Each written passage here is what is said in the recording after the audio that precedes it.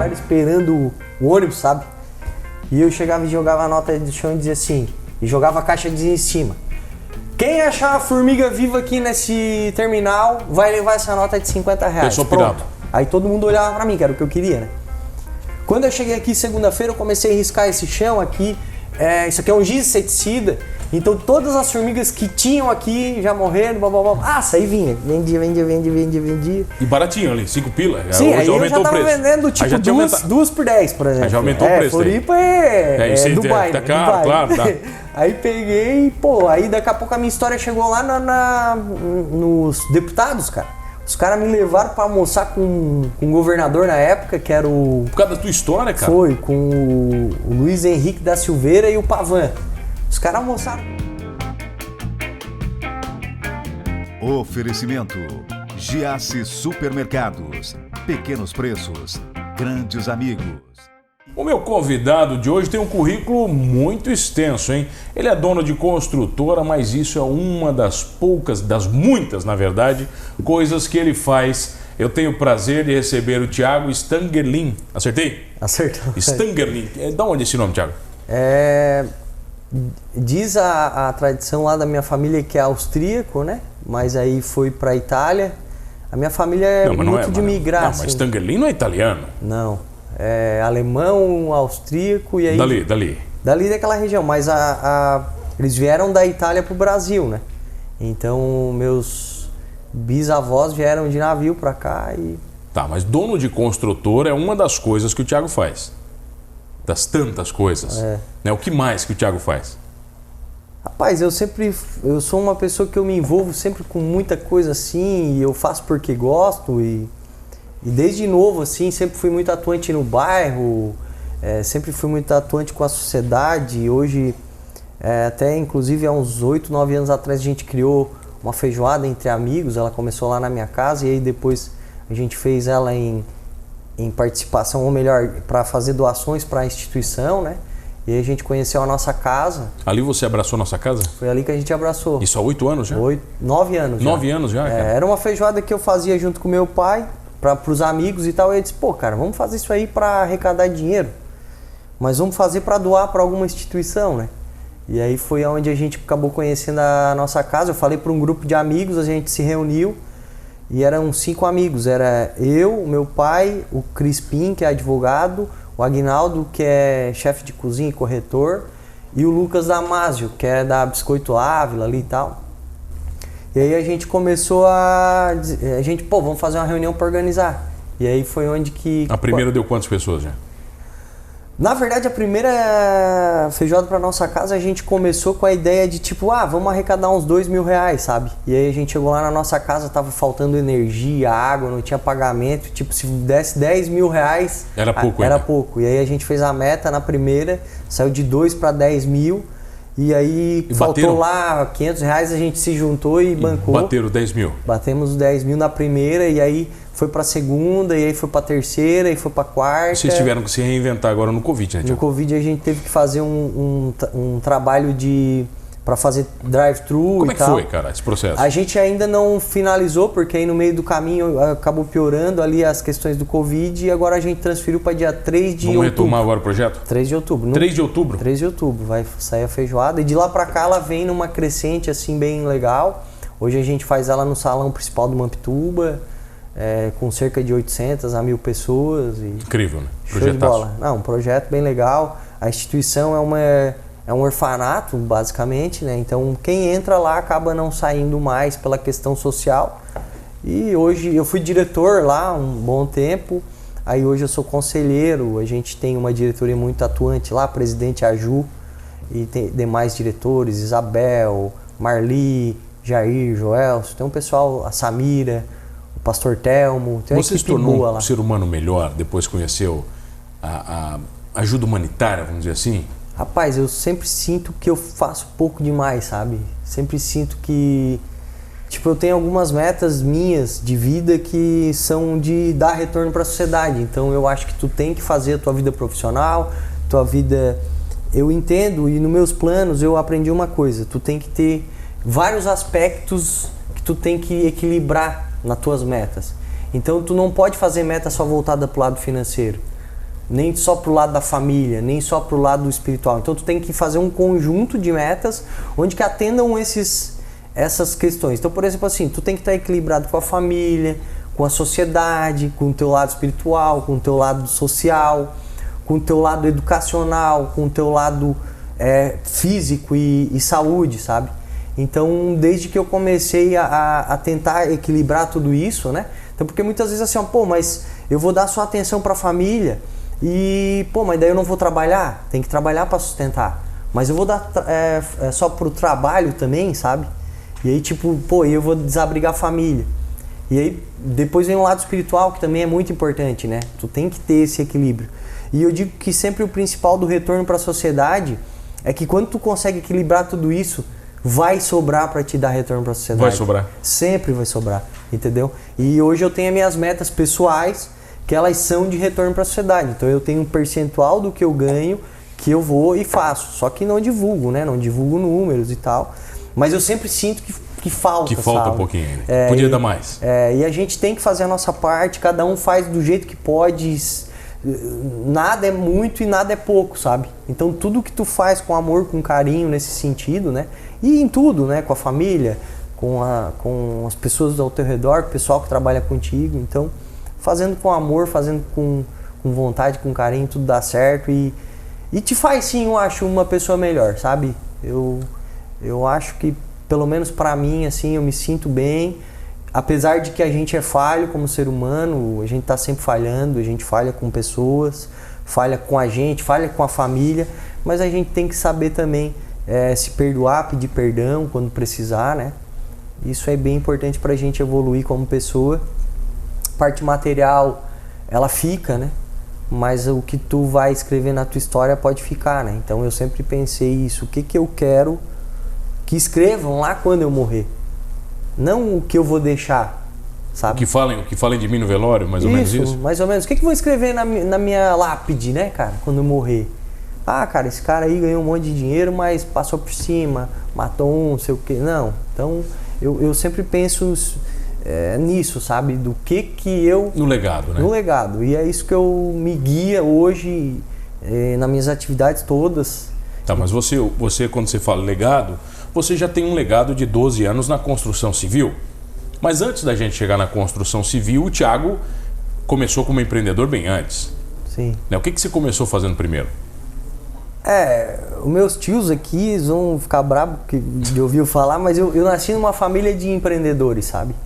E aí, por um lado, eu tinha uma família do meu pai que uma parte trabalhadora, muito da colônia e tal, pessoas muito honestas, e da parte da minha mãe, vários empreendedores e vários cases de sucesso e insucesso. Eu sempre fui uma pessoa observadora e eu tive o prazer de observar eles, sabe?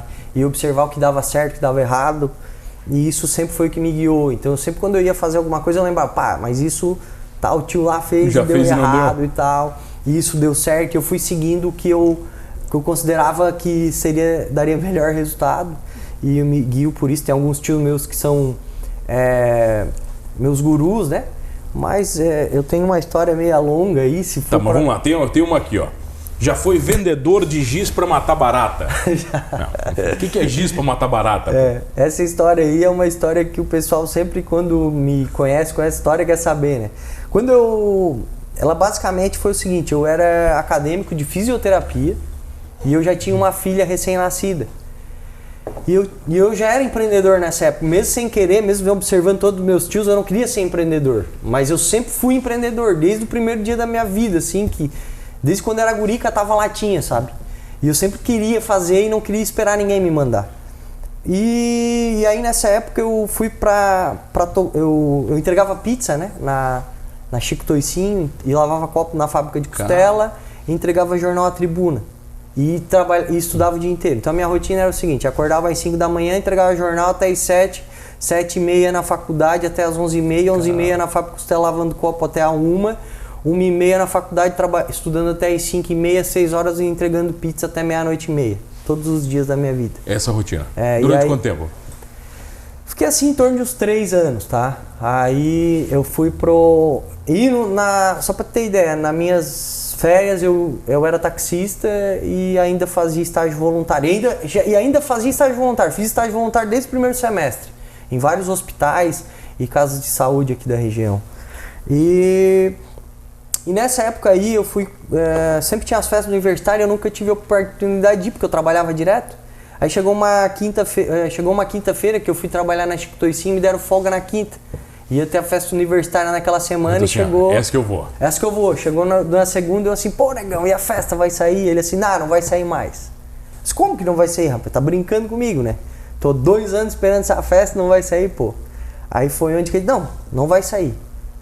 Se tu quiser fazer a festa, eu te ajudo. Aí eu acabei indo fazer essa festa, no fim montei uma casa de eventos, a festa foi um sucesso. Você vai falar da casa de eventos na volta, pode ser? Pode. Então tá, eu tenho o prazer de receber ele, Thiago Stangerlin, é isso? Stangerlin. Acertei, hein? É rapidinho, eu já volto, ele vai continuar na parte da balada. Voltei aqui no Manos Talk Show e você já sabe, hein? Comigo, Mano Dal Ponte, 2 entrevistas, sempre inéditas todas as noites. Aqui na RTV Criciúma, canais 19.1 da sua TV aberta, estamos na Unisul TV e na Rádio Guarujá. Unisul TV para Tubarão e Laguna, canal 4, 26 em Laguna e 22 na TV a cabo. E na Rádio Guarujá M 960 para Orleans e toda a região. Muito obrigado pela audiência aqui no sul de Santa Catarina. E se você perdeu um Manos Talk Show, fácil, não se desespere, vai lá no YouTube ou no Spotify, você vai curtir todos os programas completinhos, inclusive este com o empreendedor nato Thiago Stangerlin. Acertei de novo, né? Acertou. Tô acertando bem, né? Daí você decidiu, você não contou a história da barata, pô. Aí só pra chegar nessa... Você decidiu abrir uma casa noturna pra fazer uma festa? Não, aí eu fiz essa primeira festa e como eu tava empolgado em fazer a festa e a galera meio que também se empolgou comigo, essa festa acabou bombando demais na época da universidade. E você fez onde essa festa? Eu fiz, foi no sítio que antigamente do Dimensão, lá perto da Próspera, lá por lá. E aí foi uma festa gigante, assim, do dia pra noite ela nasceu e foi muito forte, aí eu virei relevante pra fazer festa, e tu sabe que em universidade festa combina. Aí comecei a produzir eventos, quando eu vi eu tava numa casa de shows, e aí no fim... Que casa era essa? Era o Brotolândia Bar Boate, BBB. Reabri a casa, fiz sucesso, fiz um evento de carnaval na época com 20 mil pessoas, coisa grande, assim. E aí, no fim, acabou tendo desentendimento lá com a associação na época, acabei quebrando. E aí eu tinha já parado com a faculdade, tava com uma filha recém-nascida e sem dinheiro e devendo, sabe? Devendo pra todo mundo, assim.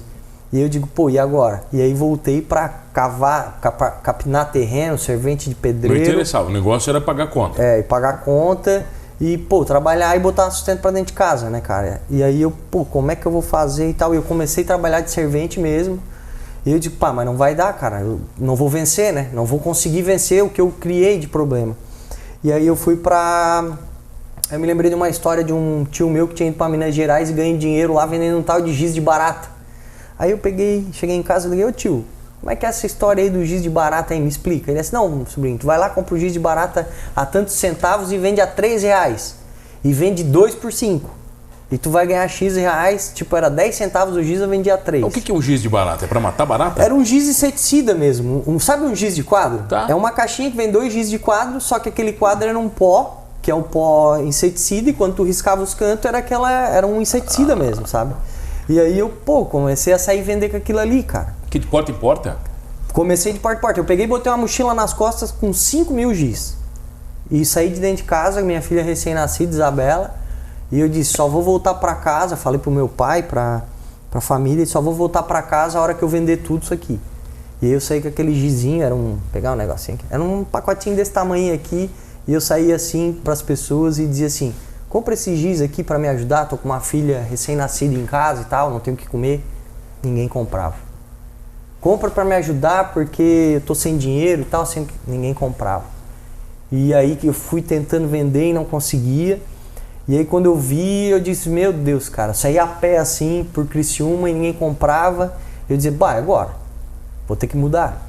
E aí foi onde eu descobri, eu sempre digo que ali foi uma das minhas escolas, primeira escola de venda, assim. Que eu comecei a pensar, cara, eu tenho que mudar a estratégia, senão eu não vou vender. E eu não vou poder voltar para casa nunca mais. E aí eu comecei a mudar, e eu comecei a falar como que era o produto e o que o produto fazia. E aí quando eu comecei a dizer, ó, isso aqui é um giz inseticida, tu risca o canto da casa, tu vai matar barata, formigas, tu tiver um bolo em cima da mesa, risca ao redor do prato do bolo, não vai subir formiga e tal. Aí quando eu via que a pessoa sentia a necessidade, ela começava a comprar. Então foi uma das primeiras lições de venda que eu tive na vida. Primeiro ponto. Ali você virou vendedor.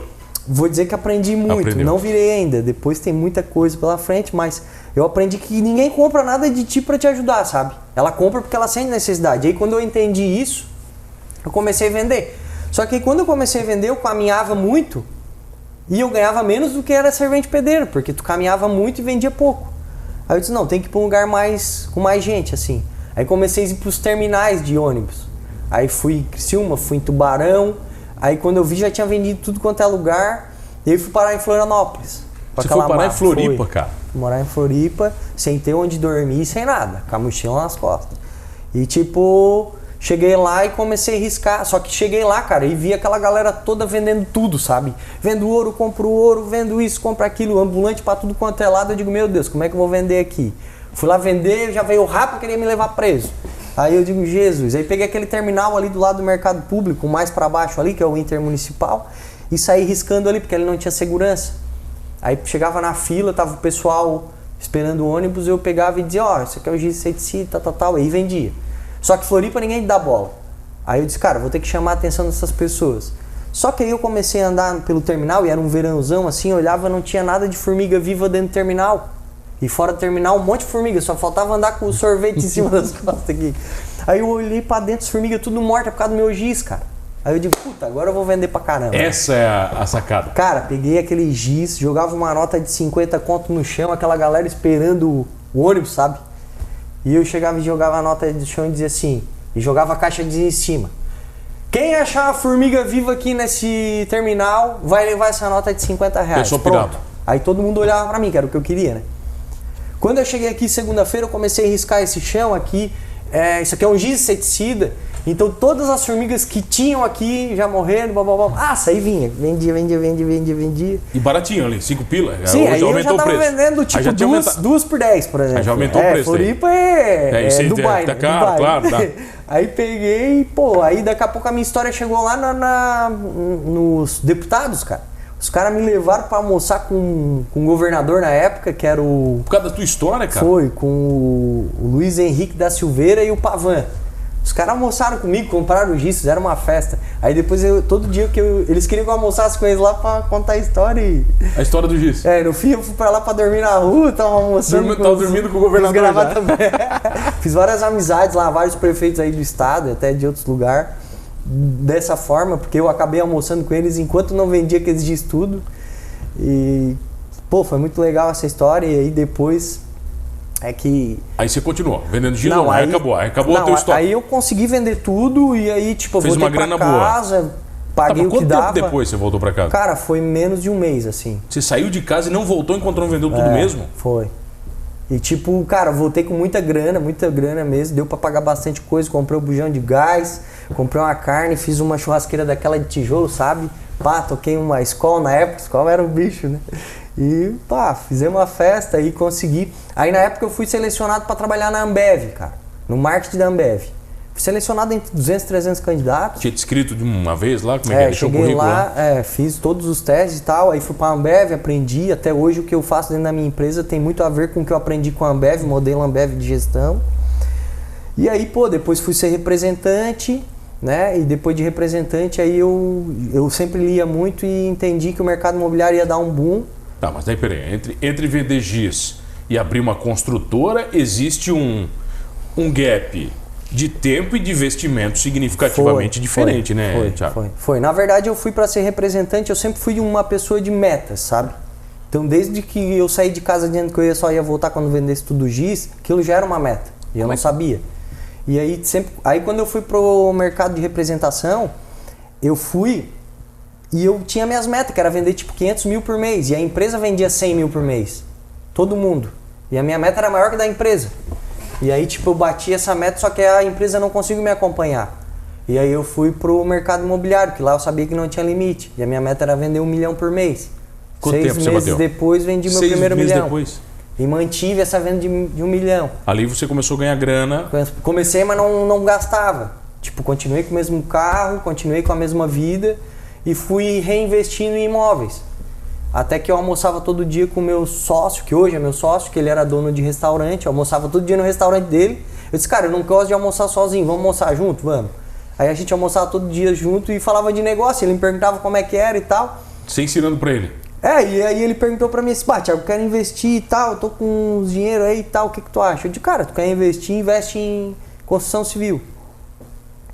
Ele assim, como é que é? Aí eu peguei um guardanapo e fiz assim, ó, compra o terreno assim, constrói assado, Você desenhou um negócio pra ele? Aí ele disse, tá, então tá, vamos fazer. Aí eu disse, tá, mas como vamos fazer? Como?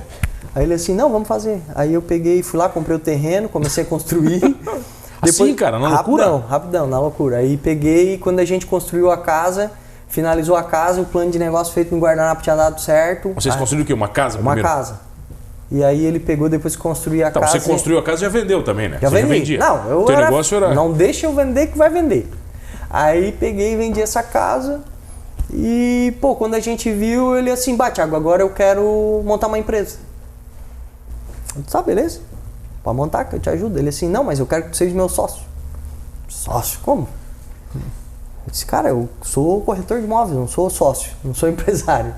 Aí ele assim, não, mas eu quero que tu seja meu sócio, senão eu não invisto. Aí eu peguei e falei com meu pai na época, meu pai assim, deixa eu ir lá conhecer esse carcamano. Vamos ver o que esse cara tem. Aí meu pai pegou e sentou na mesa, 3 italianos, né? Eu, meu pai e meu sócio. Aí meu pai assim, pode fechar o negócio que a gente sério. Aí fechamos, aí o pai disse, pode deixar que eu ajudo vocês também se precisar. E a gente começou. Começou com um sofá que o pai deu pra nós, umas cadeiras velhas lá. Montamos um primeiro escritório. E se focaram em casa sempre? Casa, aí depois a Caixa pediu pra nós fazer prédios, a gente começou a fazer prédios.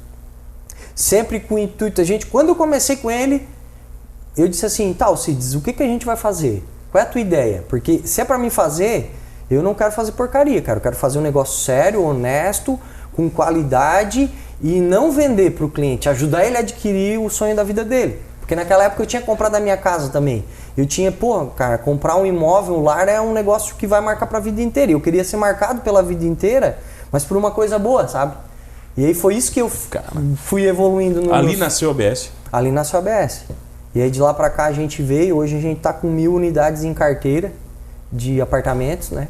Hoje a gente constrói basicamente Minha Casa Minha Vida e alguns empreendimentos de linha própria, loteamentos, né? E sempre reinvestindo aí um total de 90% do que a gente ganha, né? E basicamente eu sempre digo que o Alcides, ele quando começou, ele tinha muito mais dinheiro e ele entrou com todo esse dinheiro. Eu não tinha condição de acompanhar ele nos 50%. E eu disse, mas como é que eu vou chegar nesse dinheiro? Ele disse, não, tu vai trabalhando e tu vai botando o lucro que der ali. Ou seja, tu vai pagar a tua sociedade com o lucro que tu der. Isso. E aí a gente fez isso. Cara, e tipo que confiança também. Um ano e meio depois eu já era 50-50. Tá tudo certo. E hoje eu já tenho assim uma participação maior, até porque a meta dele de trabalho era em torno de 10 anos e ele ia finalizar ele também é um cara que tem tipo menos metódico do que eu, mas ele sempre teve as metas dele. E ele disse, Thiago, eu vou ficar no máximo 8 ou 10 anos na empresa. E aí agora a gente tá com 12 anos, ele continua na empresa como uma espécie de conselheiro, mas eu que tenho assumido cada vez mais as operações, né? Thiago, minha meta aqui é ter um ótimo programa. E com uma entrevista como essa, com certeza eu bato a minha meta sempre. Cara, obrigado pela presença. Que história incrível. Eu conheci um fragmento muito pequeno dessa história. É incrível e motivadora a tua história, cara. Tem bastante coisa, é massa, é massa. Eu vivo cada dia e, pô, gosto do que faço e às vezes não consigo... Sabe quando a gente tá vivendo intensamente e tu olha assim, às vezes tu para e olha, cara, o que eu tô fazendo aqui? Não, às vezes tu para e pensa, né? Hoje eu já tenho um pouco mais de costume, assim, de saber em que posição eu tô. Mas teve umas épocas que eu dizia assim, cara, o que esse cara tá ouvindo que eu tô falando? Tipo, sentava um cara, um engenheiro, cara, um cara com uma remuneração grande e tal, e o cara sentava e tipo... E te ouvia? Me ouvia, eu dizia, que isso? E assim tá, sabe? Então... Agora muita gente vai te ouvir nessa entrevista. Obrigado, meu bruxo. Obrigado. Que prazer. Pessoal, segue onde? BS Construtora? No Instagram? Cara, eu tenho o meu Instagram profissional, como que é o Thiago Stangerlin, né? Bem fácil. Bem fácil. Todo mundo vai... Nossa, todo mundo só vai olhar de aquele primeiro. cara com uma cara de Brad Pitt e vai ver. Vai entender. Diz o que é o Brega Pitt. E da construtora? Construtora BS, né? Construtora BS. Construtora BS. Fácil. Tiagão, obrigado pela presença. Obrigado, gente. Obrigado, mano. Parabéns. Obrigado a você que está comigo todas as noites. Olha, não esqueça de uma coisa, hein? Definindo bem as metas da sua vida ou não, somos todos humanos. Oferecimento: Giasse Supermercados. Pequenos preços, grandes amigos.